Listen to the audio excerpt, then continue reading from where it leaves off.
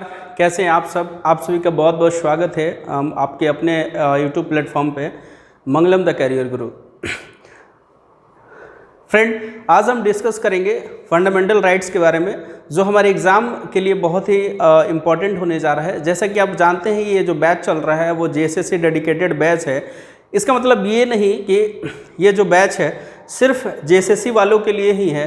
अगर आप किसी भी वनडे एग्ज़ाम की तैयारी करते हैं तो उसके लिए जहाँ से प्रश्न आपके GS पोर्शन से पूछे जाते हैं जिस एग्ज़ाम में, उसके लिए बहुत ही इम्पॉर्टेंट होने जा रहा है। जैसा कि आप जानते हैं कि पॉलिटी जो होता है, पॉलिटी सिर्फ एक एग्ज़ाम के लिए नहीं बना हुआ है।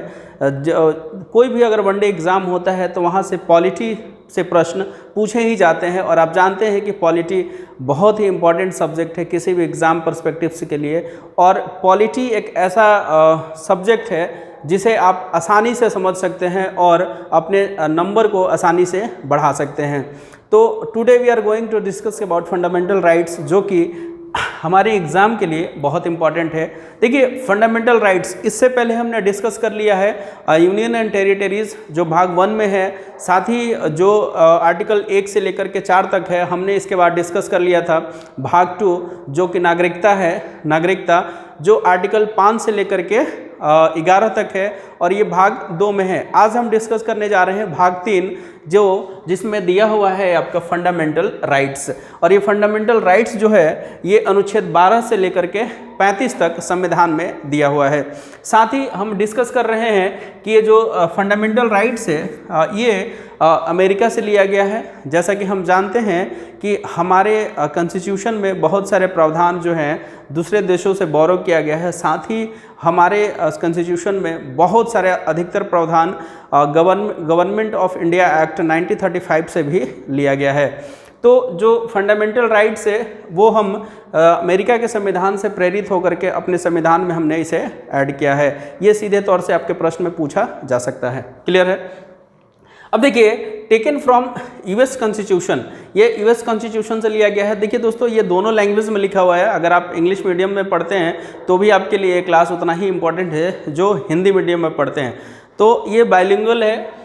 मौलिक अधिकार को अमेरिका के संविधान में बिल ऑफ राइट्स कहा जाता है। तो जो अमेरिका का संविधान है वहाँ पे मौलिक अधिकार को बिल ऑफ राइट्स के नाम से जाना जाता है। Fundamental rights have been called bill of rights in US constitution. तो फंडामेंटल राइट्स को फंडामेंटल राइट्स को US कॉन्स्टिट्यूशन में बिल ऑफ राइट्स के नाम से जाना जाता है। आई होप कि ये चीज़ें आपको क्लियर हो गई होगी। आपसे यहाँ से आपके लिए 3 प्रश्न बन सकते हैं। पहला कि फंडामेंटल राइट्स किस भाग में है, तो भाग 3 में है। कहाँ से किस अनुच्छेद तक है, तो आप बताएंगे 12 से लेकर के 35 तक है। साथ ही आपसे पूछा जा सकता है कि हम कहाँ से प्रेरित होकर के हमने इसे बोरो किया है, तो हमने इसे US कॉन्स्टिट्यूशन से बोरो किया है। साथ ही आपसे पूछा जा सकता है कि मौलिक अधिकार को US कॉन्स्टिट्यूशन में क्या कहा जाता है, तो ये कहा जाता है bill of rights. I hope कि यहाँ तक आपको अच्छे से क्लियर हो गया होगा। अब थोड़ा सा हम देख लेते हैं कि जो वास्तविक मौलिक अधिकार हमारे हैं वो कितने हैं। तो हम जानते हैं कि वास्तविक मौलिक अधिकार जो है हमारे पास वो 7 था, लेकिन एक जो संपत्ति का अधिकार है उसे मौलिक अधिकार से हटा करके कानूनी अधिकार बना दिया गया, जिसे आर्टिकल 300A में भेज दिया गया, ऐड कर दिया गया। क्लियर है?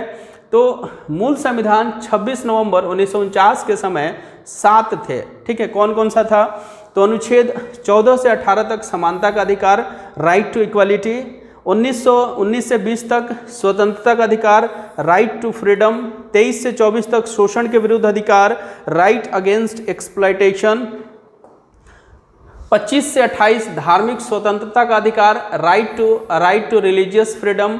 29 से 30 तक सांस्कृतिक और शिक्षा का अधिकार, right to cultural and education.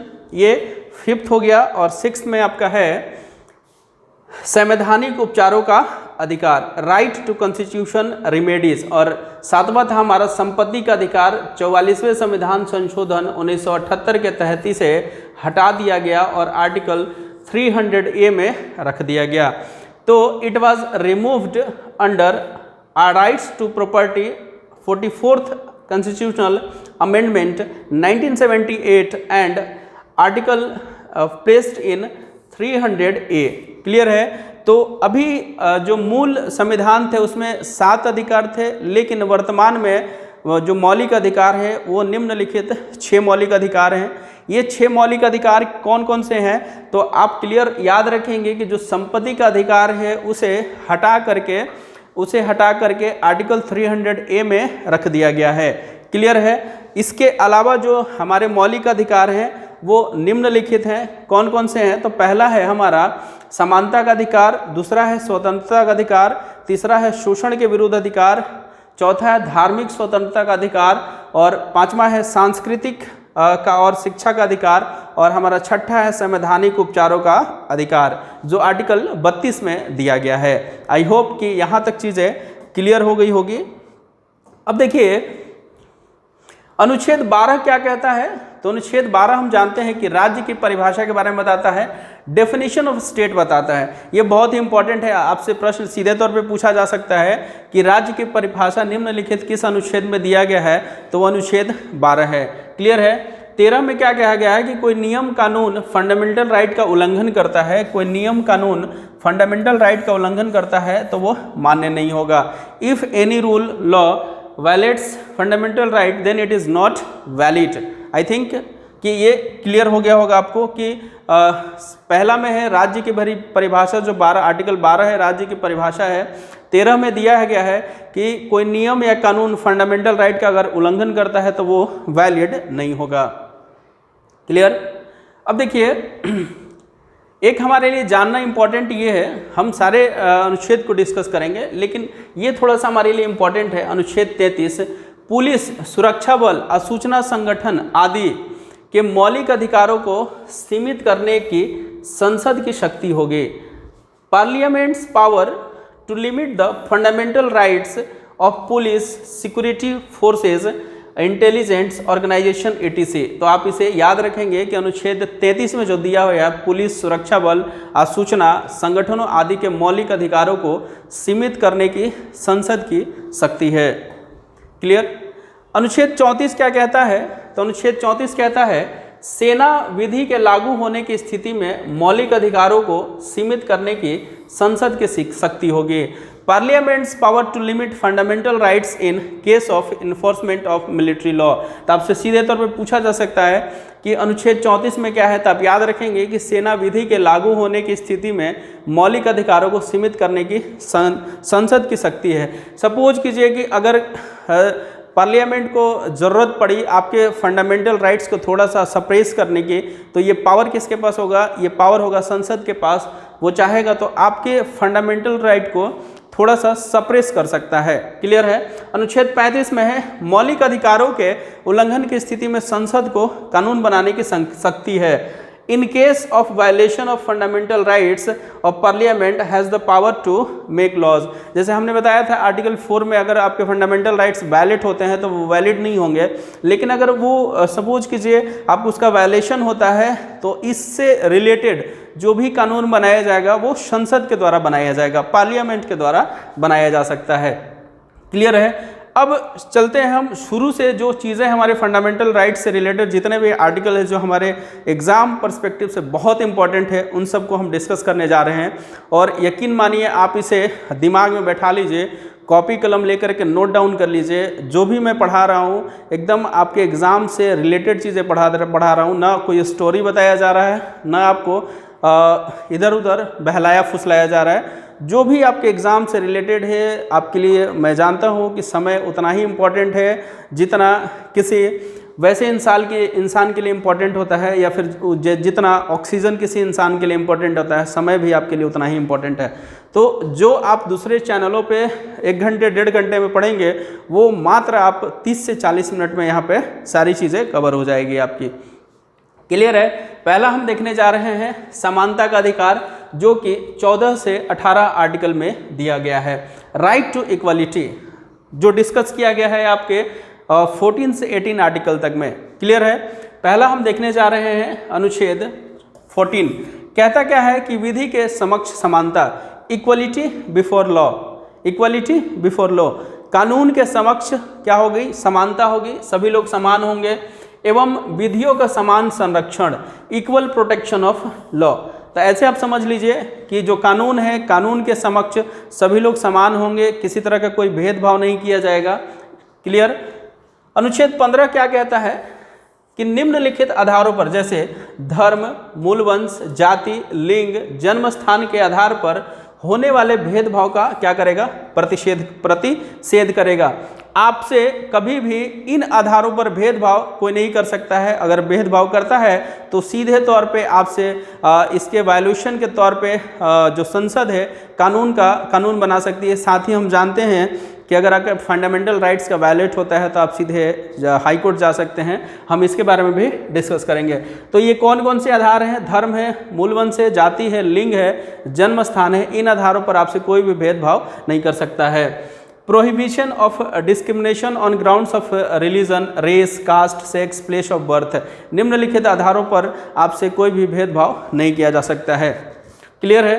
16 क्या कहता है? 16 कहता है लोक नियोजन, पब्लिक एम्प्लॉयमेंट के विषय में अवसर की समानता। क्लियर है। अवसर की समानता। 7 आधारों में से किसी भी एक आधार पर भेदभाव नहीं हो सकता है। कौन कौन सा? तो आपसे एम्प्लॉयमेंट, अगर नियोजन हो रही है कहीं पे अगर एम्प्लॉयमेंट दिया जा रहा है, जॉब दिया जा रहा है, तो निम्नलिखित 7 आधारों पर आपसे भेदभाव नहीं किया जा सकता है। ये आधार कौन कौन से हैं? धर्म है, मूल वंश है, जाति है, लिंग है, जन्म स्थान है, वंश क्रम है, निवास स्थान है। इन आधारों पर आपसे भेदभाव नहीं किया जा सकता है। आई होप कि आपको प्रत्येक चीज़ें समझ में आ रही होगी, अच्छे से समझ में आ रही होगी। नेक्स्ट हम डिस्कस कर रहे हैं आर्टिकल 17, जो हमारे एग्जाम के लिए बहुत इंपॉर्टेंट है और यहाँ से प्रश्न सीधे तौर पे आपको देखने को मिलेगा। क्लियर है।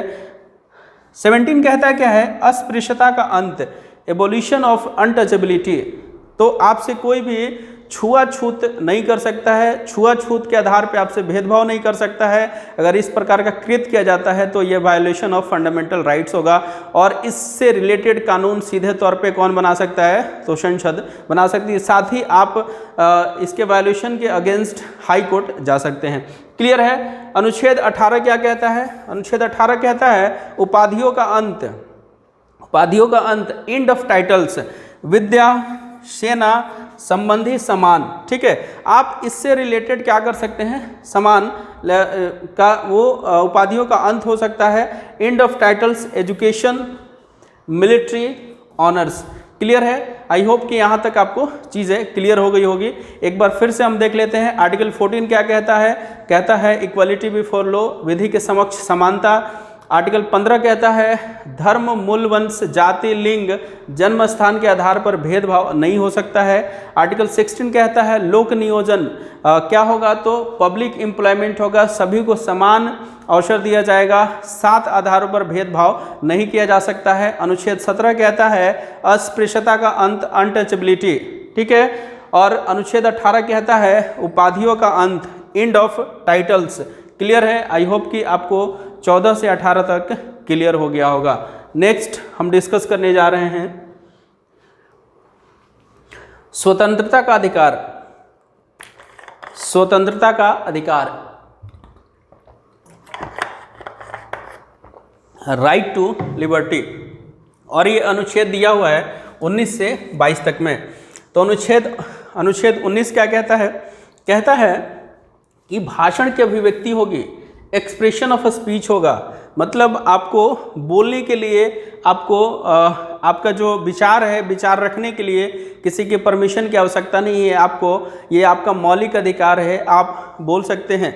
लेकिन इसमें भी क्या है कि आप संविधान के खिलाफ नहीं बोल सकते हैं, देश तोड़ने की बात नहीं कह सकते हैं। तो उन तमाम चीज़ों पर भी प्रतिबंध लगाया गया है जो कि देश की अखंडता में बाधा बने। ठीक, क्लियर है। अब देखिए बी कहा गया है कि अनुच्छेद 19A का बी कहता है कि शांतिपूर्ण एवं हथियार रहित सम्मेलन होना चाहिए। अगर आपको सम्मेलन करना है तो आप कैसा करेंगे? हथियार रहित करेंगे, हथियार का शामिल नहीं होना चाहिए, शांतिपूर्ण करेंगे, कोई भी दंगा फसाद नहीं होना चाहिए। क्लियर है। सी क्या कहता है? संघ, संगम एवं सहकारी समिति बनाने का अधिकार होगा, right to form union, association and cooperative society. Clear है ना। नेक्स्ट डी कहता है कि भारत में कहीं भी घूमने का अधिकार होगा, right to travel anywhere in India. अगर आपको भारत में कहीं भी घूमना है तो किसी से कोई परमिशन नहीं लेना है, कोई वीज़ा नहीं चाहिए, कोई पासपोर्ट नहीं चाहिए, आप पूरी तरह से फ्रीली घूम सकते हैं। क्लियर है। ई क्या कहता है कि भारत में कहीं भी बसने का अधिकार। तो भारत में अगर आपको कहीं भी रेसिडेंस बनाना है, रहना है, तो आप बेझिझक बिना किसी के परमिशन से रह सकते हैं। ये 2019 से पहले संभव नहीं था कश्मीर में, लेकिन 19 के बाद जब कश्मीर भारत का अंग बन गया तो क्या हो गया कि अब कश्मीर में भी आप चाहें तो अपना रेसिडेंस वगैरह बना सकते हैं, क्योंकि सारे मामला को सुलझा दिया गया है। नेक्स्ट, संपत्ति का अधिकार।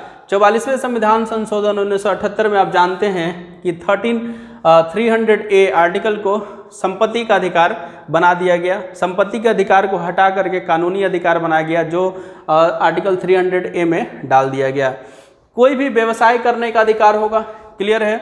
अगर आप चाहते हैं कोई किसी तरह का बिजनेस करना, तो आपको किसी से परमिशन नहीं लेना है, आप अपने अकॉर्डिंग कर सकते हैं। हाँ, ये है कि वो बिजनेस देश की अखंडता में बाधा ना हो। जैसे आप हथियार का बिजनेस नहीं कर सकते हैं, आप गोला बारूद नहीं कर सकते हैं, जैसे RDX नहीं, उसका बिजनेस नहीं कर सकते हैं। अगर किसी राज्य में शराबबंदी है तो आप शराब का बिजनेस नहीं कर सकते हैं। इस प्रकार के कुछ बिजनेस पर प्रतिबंध लगाया गया है। सहकारी समिति 97वें संविधान संशोधन 2011। क्लियर है। नेक्स्ट, अनुच्छेद 21 क्या कहता है? अनुच्छेद 21 कहता है कि प्राण एवं दैहिक स्वतंत्रता, प्राण एवं दैहिक स्वतंत्रता, इसमें निम्नलिखित शामिल है। पहला तो राइट टू लिवलीहुड, आजीविका का अधिकार। आजीविका का अधिकार प्रत्येक देश का नागरिकों का अधिकार है। निजता का अधिकार, राइट टू प्राइवेसी, आपकी प्राइवेसी आपका एक मौलिक अधिकार है। ठीक है। राइट टू स्लीप, सोना भी आपका एक मौलिक अधिकार है। भोजन का अधिकार, राइट टू फूड, ये भी क्या है, ये आपका मौलिक अधिकार है। आप जानते हैं इससे रिलेटेड बहुत सारे योजनाएं भारत सरकार द्वारा चलाई जाती है, उन्हीं में से एक मिड डे मील है, तो ये भी क्या है, राइट टू फूड भी आपका मौलिक अधिकार है। आश्रय का अधिकार, राइट टू शेल्टर, आप जानते हैं कि इंदिरा गांधी आवास योजना, इस तरह से बहुत सारी योजनाएं चलाई जा रही हैं जो कि आश्रय, राइट टू शेल्टर के तहत आती हैं। प्रेम विवाह का अधिकार, आप चाहते हैं राइट टू लव मैरिज, आप दोनों बालिग हैं और चाहते हैं लव मैरिज करना, तो भी आप क्या कर सकते हैं, ये भी आपका अधिकार है। किसी भी स्थिति में अनुच्छेद 20 या 21 को निलंबित नहीं किया जा सकता है। क्लियर है। तो जो 20 और 21 अनुच्छेद है उसको आप किसी भी तरह से, किसी भी परिस्थिति में इसको निलंबित नहीं किया जा सकता है। क्लियर है। नेक्स्ट, 20 अनुच्छेद 20 क्या कहता है? अपराधों के लिए दोष सिद्धि के संबंध में संरक्षण।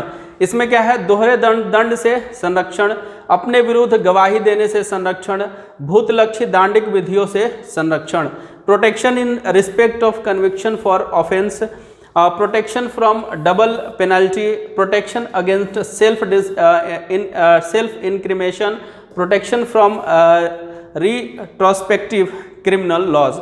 तो इस तरह के जो दिए गए हैं वो अनुच्छेद 20 में दिया गया है। जैसे आपका ये देख रहे होंगे कि दोहरे दंड से संरक्षण, मतलब आपने अगर कोई अपराध किया तो उसके लिए आपको दोहरा दंड नहीं दिया जा सकता है। साथ ही अपने विरुद्ध गवाही देने से संरक्षण, और तीसरा है भूतलक्षी दांडिक विधियों से संरक्षण। क्लियर है।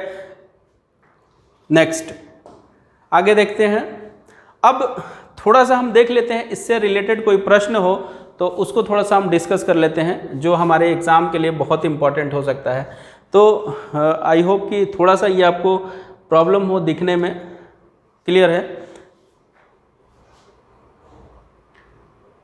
या फिर हम सारे जो प्रश्नों को लास्ट में देख लेंगे, जब हमारा सारा सब्जेक्टिव ख़त्म हो जाएगा तो हम इस प्रश्न को देखेंगे कि किस प्रकार से प्रश्न है। ठीक है। अभी फ़िलहाल हम जो हमारा टोटल सब्जेक्टिव है वो सारा हम डिस्कस कर लेते हैं, उसके बाद हम डिस्कस करेंगे जो भी हमारे लिए इम्पोर्टेंट होगा, उन तमाम चीज़ों को हम देखेंगे। ठीक है। हमने 21 तक देख लिया, अब 22 हम देखने जा रहे हैं, अनुच्छेद 22। अनुच्छेद 22 क्या कहता है? कुछ दशाओं में गिरफ्तारी और निरोध से संरक्षण। गिरफ्तारी का कारण पूछने का अधिकार होगा। अगर सपोज कीजिए मुझे किसी ने गिरफ्तार कर लिया तो ये तो अधिकार मेरा होगा ना कि कम से कम कारण बताया जा सके कि आप किस बेसिस पे मुझे गिरफ्तार कर रहे हैं, या कौन सा हमने क्राइम किया है जिसके एवज में गिरफ्तार किए जा रहे हैं, तो ये आपका अधिकार है। साथ ही 24 घंटे के भीतर मजिस्ट्रेट के समक्ष प्रस्तुत करने का अधिकार होगा, और इसमें यात्रा का समय जो होगा वो नहीं जुड़ेगा। सपोज कीजिए कोई गुजरात से आ रहा है, झारखंड आ रहा है, रांची आ रहा है, तो उसको जाहिर सी बात है समय ज़्यादा लगेगा, तो 24 घंटा में पहुँचेगा नहीं। इस वजह से अगर एरोप्लेन के माध्यम से नहीं आ रहा है तो ठीक है, ट्रेन के माध्यम से आ रहा है, सपोज कीजिए ट्रेन लेट हो गई, तो इसमें लाने वाले का तो कोई दोष नहीं है ना। इसीलिए यात्रा का जो समय है उसे छोड़ करके 24 घंटे का समय लिया जाता है।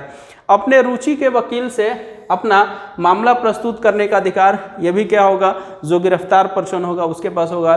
गिरफ्तारी की सूचना अपने परिजन को देने का अधिकार, ये भी एक जो अपराधी होगा उसके पास ये अधिकार होता है। क्लियर है। इंग्लिश में protection from arrest and detection in certain cases, तो right to ask the reason for the arrest, क्यों मुझे अरेस्ट किया जा रहा है इसके अधिकार होगा उसके पास पूछने के लिए। Right to be produced before magistrate within 24 hours, जैसा कि हमने बात कर लिया कि मजिस्ट्रेट के सामने 24 घंटे के अंदर पेश करना होता है, उसमें समय जो होता है वो इंक्लूड नहीं होगा। Right to be represented by a lawyer of his choice, अपने चॉइस के अकॉर्डिंग वो लॉयर रख सकता है, वकील रख सकता है।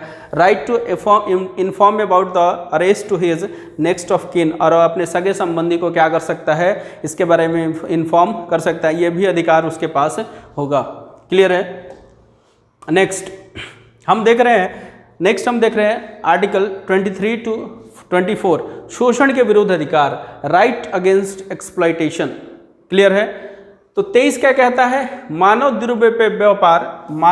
दुर्व्यवहार, बेगार, बलात् श्रम का प्रतिषेध होगा, ह्यूमन ट्रैफिकिंग वगैरह इसमें आर्टिकल 23 में दिया गया है कि इसका प्रतिषेध होगा। साथ ही अनुच्छेद 24 क्या कहता है कि कारखानों आदि में बच्चों के नियोजन का प्रतिषेध किया गया है। अगर कोई बच्चा 14 वर्ष से कम है तो वो कारखानों में काम नहीं कर सकता है। साथ ही अनुच्छेद 21 क्या कहता है, 21A क्या कहता है कि 6 से 14 वर्ष के बच्चों के लिए निःशुल्क प्राथमिक शिक्षा का अधिकार होगा। 86वें संविधान संशोधन 2022 के तहत ये ऐड किया गया है। तो कारखानों में बच्चों के जो कारखानों में काम करवाया जाता है वो क्या है, इलीगल है, गैर कानूनी है, इसका प्रतिषेध होना चाहिए, इसे रोका जाना चाहिए। इसीलिए आर्टिकल 24 और 23 ऐड किया गया है। क्लियर है। नेक्स्ट 25 क्या कहता है, 25 कहता है कि अंतःकरण की स्वतंत्रता, किसी भी धर्म को मानने, उसका प्रसार करने एवं उसे अबाध रूप से मानने की स्वतंत्रता। आप चाहते हैं किसी धर्म में परिवर्तन होना, किसी धर्म में ट्रांसफॉर्म होना, आप अपने इच्छा से हो सकते हैं, लेकिन अगर कोई आपसे ज़बरदस्ती करवा रहा है तो वो गैर कानूनी हो सकता है। Freedom of conscience, freedom to follow any religion, propagate it and follow it freely. तो हम जानते हैं कि प्राचीन इतिहास में आप बहुत सारे ऐसे राजाओं को पढ़ेंगे जो शुरू में तो ब्राह्मण धर्म को फॉलो करते थे, बाद में वो फिर से जैन धर्म या बौद्ध धर्म को फॉलो करने लगे, और फिर बाद में उन्हें लगा कि नहीं ब्राह्मण धर्म ही अच्छा है, तो उन्होंने फिर ब्राह्मण धर्म को फॉलो करने लगे। तो वो आपकी इच्छा है कि आप किस धर्म को फॉलो करना चाहते हैं। क्लियर है। अनुच्छेद 26 क्या कहता है, किसी भी धार्मिक कार्य के प्रयोजन की स्वतंत्रता, पंथ निरपेक्ष। क्लियर है। Freedom to sponsor any religious work, और ये कैसा होना चाहिए, सेकुलर होना चाहिए। क्लियर है। 27 क्या कहता है, किसी भी धर्म की अभिवृद्धि के लिए कर न देने की स्वतंत्रता, फ्रीडम नॉट टू पे tax for promotion of any religion. Clear है। तो आप किसी भी रिलीजन, किसी भी धर्म को प्रमोट करने के लिए टैक्स नहीं दे सकते हैं या नहीं ले सकते हैं। क्लियर है। नेक्स्ट अनुच्छेद 28 क्या कहता है, कुछ शिक्षण संस्थाओं में धार्मिक शिक्षा की उपस्थिति होने की स्वतंत्रता, freedom to attend religious instruction in certain educational institutions. अब देखिए कैसा है, तो कोई भी संस्थान अगर पूरी तरह से सरकार द्वारा संचालित है और उसमें धार्मिक शिक्षा नहीं दी जा सकती है क्लियर है। तो सपोज कीजिए कोई गवर्नमेंट स्कूल है और उसमें स्पेशली ब्राह्मण धर्म से पढ़ाया जा रहा है, मुस्लिम धर्म से पढ़ाया जा रहा है, कोई भी धर्म से रिलेटेड चीज़ों को सिर्फ पढ़ाया जा रहा है, तो वो क्या होगा, वो आर्टिकल 28 के तहत ये इलीगल होगा और इस पर कार्रवाई की जा सकती है। तो उसमें धार्मिक शिक्षा नहीं दी जा सकती है। क्लियर है ना। कोई भी संस्थान अगर सरकार द्वारा मान्यता प्राप्त है, अंशतः वित्त पोषित है, तो उसमें धार्मिक शिक्षा दी जा सकती है। कोई भी संस्थान अगर सरकार द्वारा मान्यता प्राप्त है, अंशतः वित्त पोषित है, तो उसमें धार्मिक शिक्षा दी जा सकती है। क्लियर है। तो अगर कोई ऐसा संस्थान है जिसे मान्यता प्राप्त है सरकार के द्वारा और स्पेशली वो प्राइवेट फॉर्म में सिर्फ मान्यता प्राप्त किया गया है लेकिन वो चलाया जा रहा है किसी निजी व्यक्ति के द्वारा, तो उसमें इस तरह के कृत किए जा सकते हैं, धार्मिक शिक्षा दी जा सकती है। जैसे एग्जाम्पल के तौर पे आप मदरसा जानते होंगे, मदरसा में मुस्लिम धर्म से रिलेटेड चीज़ों को पढ़ाया जाता है, डिस्कस किया जाता है। क्लियर है। किसी शिक्षण संस्थान की स्थापना ही अगर उसी प्रयोजन से हुई हो, बेशक वह पूर्णतः वित्त पोषित हो, तो वह धार्मिक शिक्षा दी जा सकती है। क्लियर है। आई होप कि ये चीज़ें आपको डिस्कस कर लिया यहाँ 28 तक, और इससे पहले हमने डिस्कस किया था कुछ पहले वाले पार्ट में जो हमारे लिए इम्पोर्टेंट था।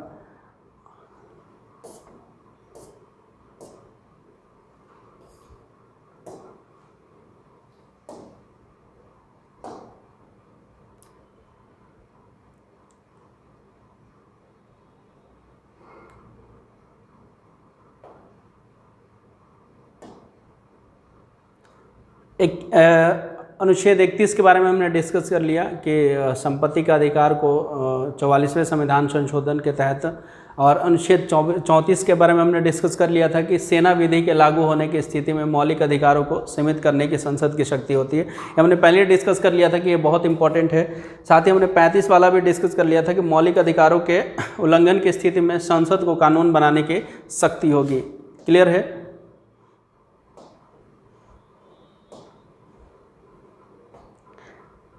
अब कुछ हमारे लिए जो इम्पोर्टेंट है उसके बारे में थोड़ा सा हम देख लेते हैं कि जो इमरजेंसी प्रोविजंस वगैरह। क्लियर है। देखिए आर्टिकल 352 क्या कहता है। आर्टिकल 352 कहता है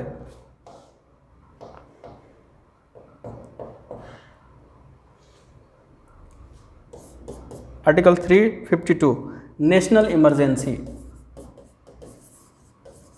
नेशनल इमरजेंसी,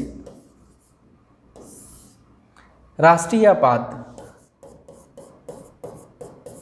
राष्ट्रीय आपात, यहाँ से सीधे तौर पे आपको क्वेश्चन पूछा जा सकता है। क्लियर है। ये 3 बार अभी तक लगा है। राष्ट्रीय आपात 3 बार लगा है। कब कब लगा है? तो पहली बार लगा था ये 1962 में इंडो चाइना वॉर में, इंडो चाइना वॉर के दौरान, इंडो चाइना वॉर। क्लियर। दूसरी बार लगा था ये 1971 इंडो पाक वॉर, इंडिया और पाकिस्तान के युद्ध के दौरान। और तीसरी बार ये लगा था 1975 ये आंतरिक गड़बड़ी के वजह से लगा था, आंतरिक गड़बड़ी की वजह से लगा था। तो ये 3 बार लगा है, 1962 में, 1971 में और 1975 में। अब देखिए आपसे सवाल पूछा जा सकता है कि ये जो 1975 में लगा था इस समय पीएम कौन था? तो आप याद रखेंगे इस समय जो पीएम थी वो इंदिरा गांधी थी, इंदिरा गांधी थी। क्लियर है। उस समय जो पीएम थी वो इंदिरा गांधी थी।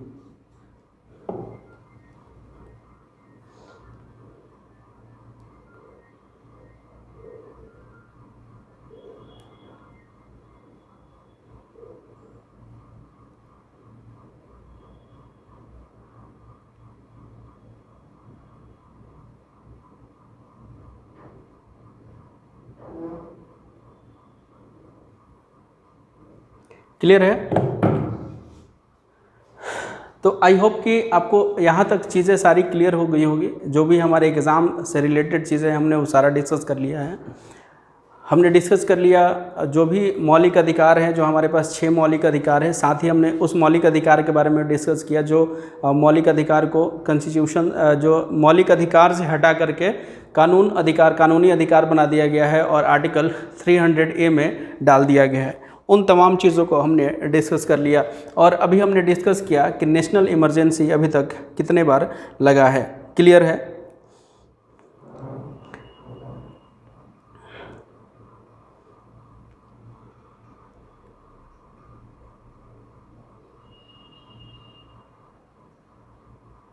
क्लियर है?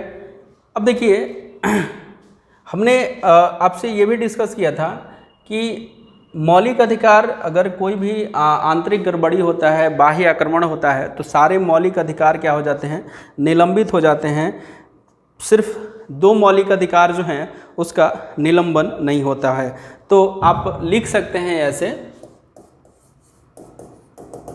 आप समझ सकते हैं कि सारे मौलिक अधिकारों का क्या हो सकता है? सारे मौलिक अधिकारों का निलंबन हो सकता है। सारे मौलिक अधिकारों का निलंबन हो सकता है। सिर्फ 21 और 20 ये सस्पेंड नहीं हो सकते हैं। 20 और 21 को छोड़ करके सारे जो आपके मौलिक अधिकार हैं उनका निलंबन किया जा सकता है। एक प्रश्न और आता है कि नेशनल इमरजेंसी किन आधारों पर लगाया जा सकता है? तो नेशनल इमरजेंसी 3 आधार पर लगाया जाता है। एक तो युद्ध या बाहरी आक्रमण हो जाता है या फिर सशस्त्र विद्रोह हो जाता है। तो इन 3 आधारों पर नेशनल इमरजेंसी लगाया जा सकता है। आई होप कि आप ये एग्ज़ाम के पर्सपेक्टिव से इतना एनफ है। इससे बाहर आपके एग्ज़ाम में प्रश्न नहीं आएगा। यकीन मानिए, अगर आप ये सभी चीज़ों को डिस्कस कर लेते हैं तो इससे तो प्रश्न आपके एग्ज़ाम में बाहर नहीं आने वाला है। क्लियर है?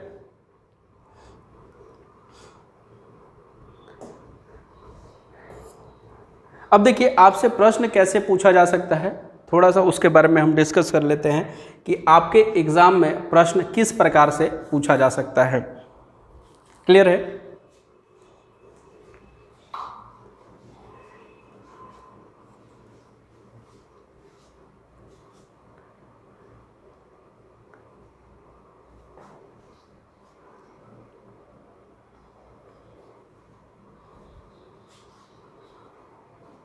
कर रहे हैं कि आपके एग्ज़ाम में किस प्रकार से प्रश्न पूछे जा सकते हैं। देखिए पहला प्रश्न आपके सामने है, मौलिक अधिकारों की प्रकृति क्या है? वाद योग्य है, अपवाद योग्य है, लचीले हैं या फिर कठोर है? तो आपसे प्रश्न पूछा जा सकता है तो आप बताएंगे कि यह क्या है? ये वाद योग्य है। ये कैसा है? ये वाद योग्य है। वाद योग्य है।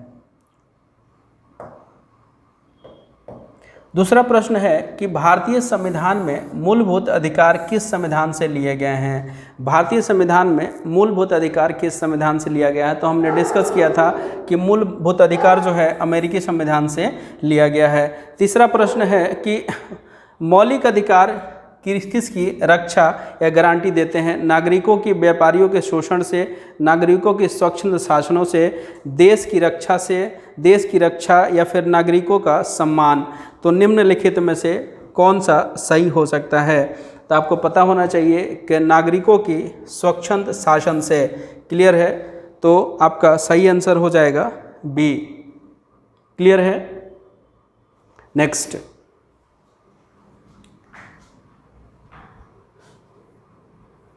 नेक्स्ट प्रश्न ये है, पूछ रहा है कि निम्नलिखित में से संविधान के किस भाग में मौलिक अधिकार का उल्लेख किया गया है? भाग 3, भाग 4 का, भाग 3, भाग 2। तो भाग 3 में उल्लेख किया गया है। प्रारंभ में कितने मौलिक अधिकार दिए गए थे? तो आपको पता होगा कि जो मूलभूत आपका संविधान था उसमें 7 मौलिक अधिकार डिस्कस किए गए थे। क्लियर है? नेक्स्ट प्रश्न आपसे पूछ रहा है, 6 नंबर प्रश्न है कि भारत के संविधान में मौलिक अधिकार मूल संविधान का हिस्सा है, चौथे संशोधन द्वारा जोड़े गए थे, संसद द्वारा वर्ष 1992-52 में जोड़े गए, या फिर 42वें संविधान संशोधन द्वारा जोड़े गए। तो इसका सही आंसर हो जाएगा आपका 6 का ए। जो मौलिक अधिकार है ये मूल संविधान में ही ऐड किया गया था। नेक्स्ट प्रश्न ये है कि यह प्राथमिक अधिकार था किंतु अब केवल कानूनी अधिकार बन गया। तो निम्नलिखित में से कौन सा? सकफाती हक, जायदाद का हक, शोषण के खिलाफ या फिर मजहबी आज़ादी का हक। तो आपको पता है राइट टू प्रॉपर्टी जो है वो कानूनी अधिकार बन गया है। तो इसका सही आंसर हो जाएगा बी, जायदाद का हक। भारत के संविधान के तहत निम्नलिखित में से कौन सा एक मौलिक मूल अधिकार नहीं है? समता का अधिकार, स्वतंत्रता का अधिकार, नागरिकता का अधिकार, शोषण के विरुद्ध अधिकार, या संविधान के किस अनुच्छेद में कानून का समान संरक्षण क्लियर है? प्रश्न ये है कि भारत के संविधान के तहत निम्नलिखित में से कौन सा एक मौलिक अधिकार नहीं है? समता का अधिकार, स्वतंत्रता का अधिकार, नागरिकता का अधिकार, शोषण के विरुद्ध अधिकार। तो आप जानते हैं कि नागरिकता का अधिकार मूल अधिकार नहीं है। संविधान के किस अनुच्छेद में कानून का समान संरक्षण प्रावधानित है? तो आप जानते हैं कि इक्वलिटी ऑफ लॉ अनुच्छेद 14 के तहत है। क्लियर है? नेक्स्ट प्रश्न ये है कि निम्न में से कौन सा जोड़ा अनुकूल नहीं है? तो अनुच्छेद 14 विधि के अनुसार समानता बिल्कुल सही है। अनुच्छेद 16 समान अवसर लोक नियोजन आप जानते हैं बिल्कुल सही है। अनुच्छेद 17 उपाधियों का समापन, उपाधियों का समापन नहीं है चूँकि अनुच्छेद 17 में दिया हुआ है अस्पृश्यता का अंत, तो 17 क्या हो जाएगा? गलत हो जाएगा। और 18 में दिया हुआ है कि सैनिक उपाधियों की अनुमति, तो ये बिल्कुल सही है। जो सैनिक उपाधि मिलते हैं उसका अभी भी आप उपाधि के तौर पे उसे ऐड कर सकते हैं। क्लियर है? समानता का अधिकार भारतीयों के लिए सुनिश्चित करता है। कौन करता है? धार्मिक समानता, आर्थिक समानता, सामाजिक समानता, या फिर प्रश्न में है आपसे उपयुक्त में से सभी। तो इसका सही आंसर क्या हो जाएगा? तो इसका सही आंसर हो जाएगा उपयुक्त में से सभी। नेक्स्ट प्रश्न ये है कि नौकरी में समान अवसर का अधिकार संविधान के किस अनुच्छेद में प्रतिस्थापित है? तो आपको पता है कि ये लोक नियोजन में है, ठीक है, अनुच्छेद 16 में है। नेक्स्ट प्रश्न आपसे है कि भारत के संविधान का निम्नलिखित में से कौन सा अनुच्छेद यह निर्धारित करता है कि राज्य कोष से संपोषित कुएं, तालाबों एवं स्नान घाटों का प्रयोग करने के लिए किसी भी नागरिक को वंचित नहीं किया जा सकता है? तो आपको पता होगा अनुच्छेद आप बताएं, अनुच्छेद 14, अनुच्छेद 15, अनुच्छेद 16 या अनुच्छेद 17 निम्नलिखित में से क्या सही होना चाहिए? तो आपको पता होना चाहिए कि अनुच्छेद 15 कहता है कि कुछ आधार बताते हैं और बताता है कि उस आधार पर हम कभी भी भेदभाव नहीं कर सकते हैं। आई होप कि ये चीज़ें क्लियर हो गई होगी। लास्ट एक प्रश्न इससे रिलेटेड और देखते हैं। कहता क्या है कि भारत के संविधान में मूल अधिकारों के अंतर्गत स्वतंत्रता के अधिकार को 4 अनुच्छेदों द्वारा प्रदान किया गया है। कौन कौन से है? अनुच्छेद 19 से 22, अनुच्छेद 19 से 24, अनुच्छेद 20 से 23 या अनुच्छेद 14 से 18। तो आपको पता होगा कि इसका सही आंसर है भारत के संविधान में मूल अधिकारों के स्वतंत्रता के अधिकार। तो ये आपके सही आंसर हो जाएगा 19 से 22। अनुच्छेद 19 से 22 तक में आपके स्वतंत्रता के अधिकार को बताया गया है। Option A is the right. Clear है? आई होप कि यहाँ तक। और हम MCQs देख लेते हैं जो हमारे एग्ज़ाम के लिए इम्पोर्टेंट होने वाला है। देखिए प्रश्न क्या है? प्रश्न ये है कि निजता के अधिकार को जीवन एवं व्यक्तिगत स्वतंत्रता के अधिकार के अंतर्गत भाग के रूप में संरक्षित किया जाता है। भारत के संविधान में निम्नलिखित में से किससे उपरोक्त कथन सही एवं समुचित ढंग से अर्थित होता है? तो बताना है कि कौन सा इसमें स्टेटमेंट सही है। पहला स्टेटमेंट कहता है कि अनुच्छेद 14 एवं संविधान के 42वें संविधान संशोधन के अधीन उपबंध है, बिल्कुल गलत है। दूसरा कहता है कि अनुच्छेद 17 एवं भाग 4, बिल्कुल गलत है। अनुच्छेद 21 एवं भाग 3 में गारंटी की गई स्वतंत्रता है, ये बिल्कुल क्या है? सही है। तो आपका सही आंसर हो जाएगा सी। क्लियर? नेक्स्ट क्वेश्चन है। क्वेश्चन क्या कहता है?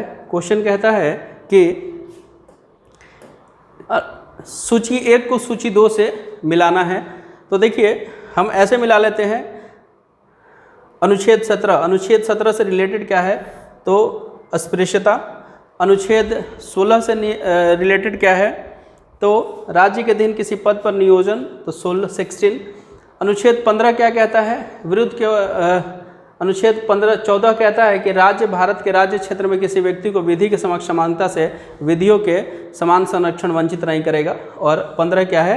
ए। तो देख लेते हैं, ए का 2, तो ये ख़त्म, बचा 2। अब देखते हैं 15 का 5 का बी का ए, तो ये ख़त्म और ये सही। तो सी क्या हो जाएगा आपका? सही हो जाएगा। इस प्रकार से आप क्वेश्चन को बना सकते हैं। क्लियर है? नेक्स्ट प्रश्न को हम देख रहे हैं। नेक्स्ट प्रश्न क्या कहता है? कहता है कि भारत के संविधान के अनुच्छेद 21 के अंतर्गत है विपरीताली तिलंगिया ट्रांसजेंडर जिसे कहते हैं उसका अधिकार दिया गया है।